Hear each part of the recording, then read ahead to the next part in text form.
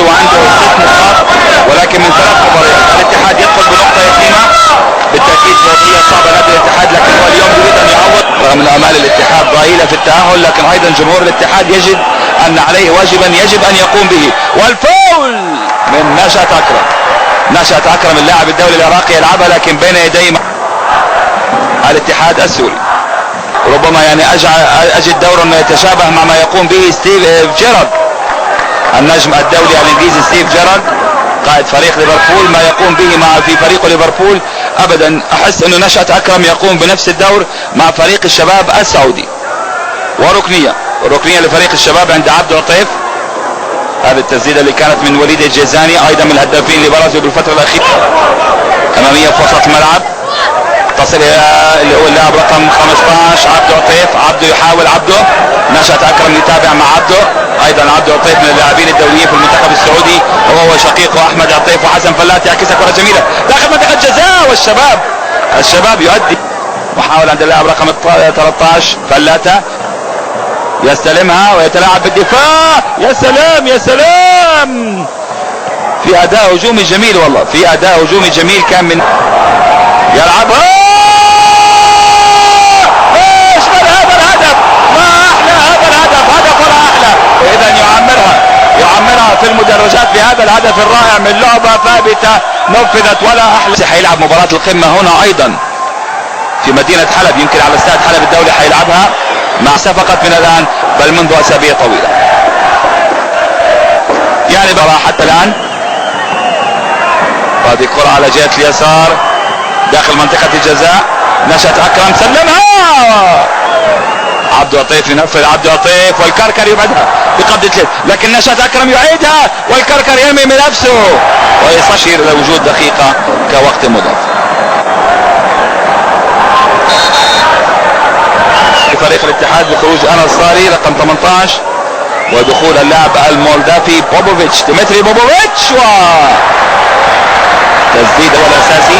هذه محاولة نشأة اكرم، نشأة يجرب عبده، تسديدة حلوة محمود كركر لم يلمسها والكرة تحولت الى ركلة مرمى، لكن نشأة لازال له دور كبير جدا مع بقية لاعبي الاتحاد. محمد ستام طبعا اشرك لاعب بوبوفيتش لاعب سريع على الاطراف. كرة طويلة خطيرة داخل منطقة الجزاء والتعادل كان قريبا. الاخضر المنتخب السعودي اللي عنده نهائيات اسيا القادمة كاستحقاق هام. نشأة يحاول يلعب كرة، الله الله الله الله الله على التمرير وكركر ينقض، والكركر ترتد الكرة في مكان ممتاز عند عبد الله الاسطى. عبد الله يحاول، حلوة ملعوبة ما فيش تسلل وكرة، لكن في بلوك دفاعي واستماتة والكرة زالت خطيرة ولاعب غير مراقب ولكن يطيح بها. كيف اطاح بها لاعب الشباب، يا الرقابة. نعم مررت لاعب عبد الله الاسطى الى الجيزاني، كرة ارتدت وصلت مرة اخرى. اللي مرر كان اللي هو عبد اللطيف واللي اطاح جدا مع نادي الشباب. هذه كرة امامية ملعوبة ترتد والمتابعة في المرمى. التعادل من احمد عطيف. والله يا احمد ما كملتش كلامي، والله يا احمد انت وشقيقك عبده لكما دور رائع بفريق الشباب. والتعادل نعم، كرة مرتدة من المدافعين خلص احمد ناوي دخل بكل قوة، وضع كل قوته فيها وكرة تصطدم بالقائم الايمن. صعبة على الكركر، لان الكرة اللي تصطدم بالقائم هي اخطر الكرات وصعبة. لا اريد ان اقول مستحيل على الحراس لكن لاحظوا صعوبتها. الكرة يريد ان يسجل هدفا ينقل صدارة المجموعة. الكرة العرضية ضاعت بكل دهشة واستغراب من اجل الوصول الى ثاني الاهداف. قلنا الشباب يفوز يعود ويتصدر المجموعة.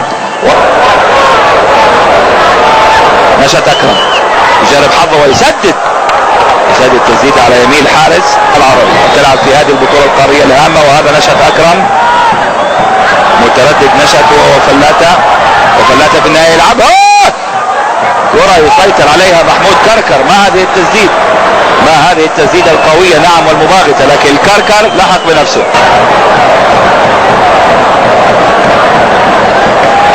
الفاول ينفذ الان من نشأة اكرم، يلعبها ترتد وتعود لنشأة.